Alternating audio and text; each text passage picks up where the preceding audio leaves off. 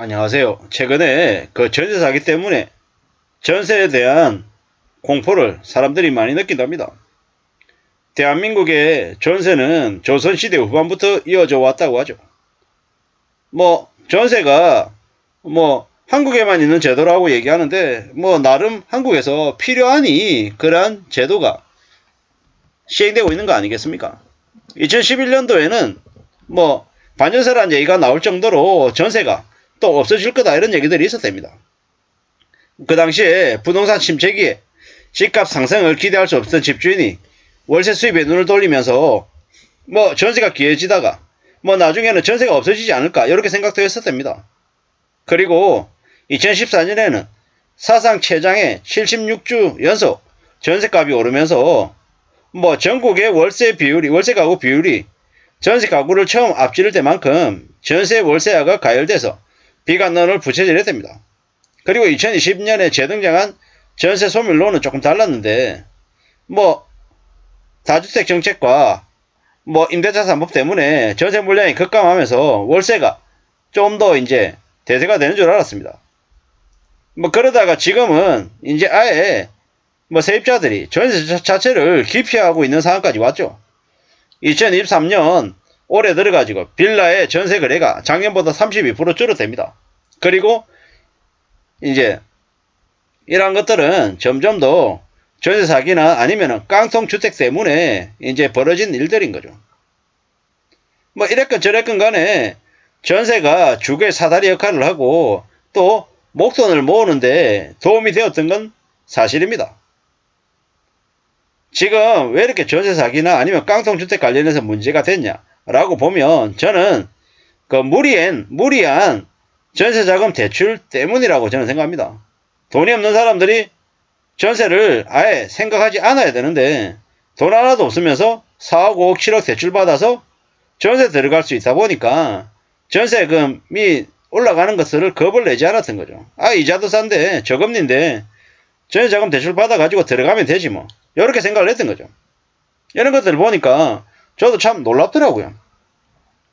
제가 아는 이제 지인이 진짜 돈이 하나도 없는데 4억을 대출받아서 전세를 들어가더라고요.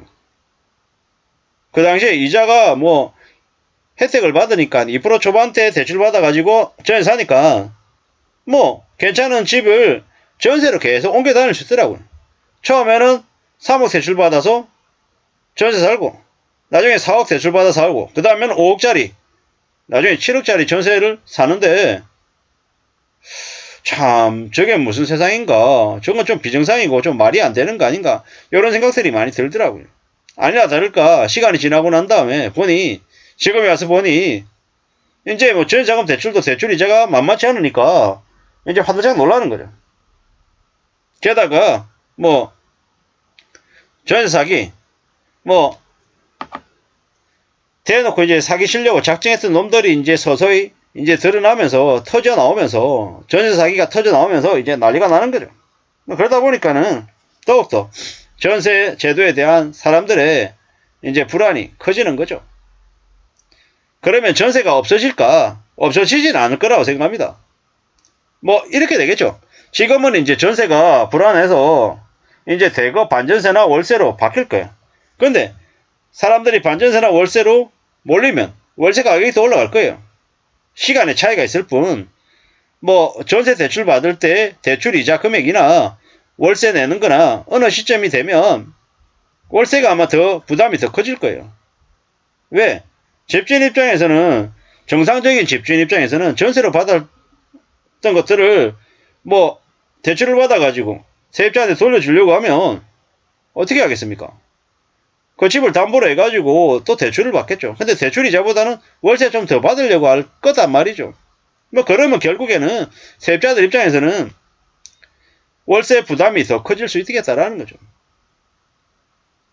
그러면 또 나중에 또 반대로 되려 금전적인 부담이 덜한 안전한 전세를 찾겠다고 또 전세를 또 찾겠죠. 그럼 또 전세가 또 다시 월세보다 전세를 더 찾는 사람이 또 늘어나면 또 월세가 또 줄어들고 전세가 더 늘어나겠죠. 전세 자체가 아예 소멸하는 건 아마 한국에서는 벌어지지 않을 것 같다라는 말씀을 좀 드리고 싶고요. 이래저래 지금 대한민국에서는 전세 사기를 당하면 뭐라 그럽니까? 당한 네가 병신이지. 전세 똑바로 알아보고 들어가야지. 왜 그렇게 대충 알아보고 들어갔냐? 공인중개사 말을 무조건 믿은 네가 잘못한 거다. 이렇게 개쓰레기들이 얘기하는 경우가 너무 많습니다. 막장이죠. 쓰레기들. 그렇기 때문에 더욱더 조심하고 더욱더 안전하게 살 궁리를 해야 됩니다. 참 어처구니가 없죠. 앞으로 어떻게 살아야 되겠습니까? 어떤 마음을 먹어야 되겠습니까? 절대로 살아가는 삶이 쉽지 않다라는 거. 부동산 관련한 거래는 더욱더 우려하고 더 염려하면서 살아야겠다라는 말씀을 드립니다. 뭐 빌라 거래가 전세 월세 막론하고 줄어들 걸로 보인다라고 얘기하는데 얘도 참 쉽지 않은 얘기입니다. 왜입니까? 아파트는 비싸고 전세는 싸기 때문이죠. 빌라는 싸니까 전세가 아니라 샀다가 파는 게 답이다. 전세 비용도 매매 가격이랑 거의 비슷한데 전세 안 하고 사고 살다가 팔고 하는 게 낫겠다. 이런 얘기들도 있답니다. 뭐 이래저래 앞으로 어떤 생각들을 하며 살아야 되겠습니까? 뭐든 항상 안전하게 돌다리 두드려보고 살아야 된다. 이런 말씀을 계속 드리고 싶고요. 결국에는 우리가 살아가는 삶이 언제든 불안하다. 특히나 지금 같은 대한민국 경제 상황에서는 언제 무슨 일이 될지 모르기 때문에 항상 대비하며 지내야 된다. 이런 말씀을 좀 드리고 싶더라고요. 살아가는 삶이 뭐가 이러냐. 대한민국이 왜 이렇게 불안한 게 많냐. 무서운 게 많냐. 어떻게 해서 대한민국은 이렇게 당하면 살아야 되나. 이런 얘기들을 할 수 있을 겁니다. 저를 포함한 대한민국 국민들이 너무 어리석고 순에 빠졌고 지금의 나라 위정자들 뭐 민주당이든 국민의힘이든 정치하는 놈들을 너무 많이 봐주기 때문입니다. 그들에게 회초리를 들고 매질을 하면서 일할 수 있게끔 만들고 그들이 자기 자리를 이용해가지고 돈에 처먹는 것도 절제하게 못하게 막고 경제부총리하고 있는 놈들이 퇴임하고 난 이후에 관련 회사로 사회이사로 가서 5억이고 10억이고 받는 일도 못하게 만들어야 되고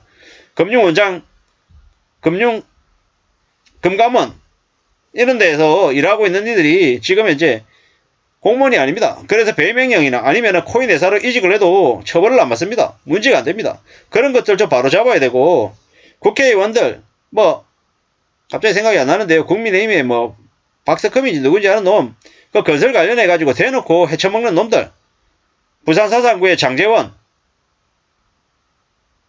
쓰레기 같은 인간들 저기 어딥니까? 강원도의 권성동 이런 인간들 낙선 다 시키고 저기 뭐야 뭐 광주 이런 쪽이나 목포 이런 쪽에 되게 노역에 찌든 뭐 입으로만 떠들어대는 그런 쓰레기 같은 인간들 좀 내몰고 좀 제대로 된 사람들을 좀 정치권에 내세우고 나라 돈 남의 돈처럼 탕진하지 않는 그런 이들을 좀 바로 세우게끔 좀 해야 저런 일들이 안 생기지 않겠습니까? 서민들만 이용당하고 뒤통수 맞고 힘들어지는 게 이게 정상이 아니라는 말씀을 좀 드리고 싶었습니다.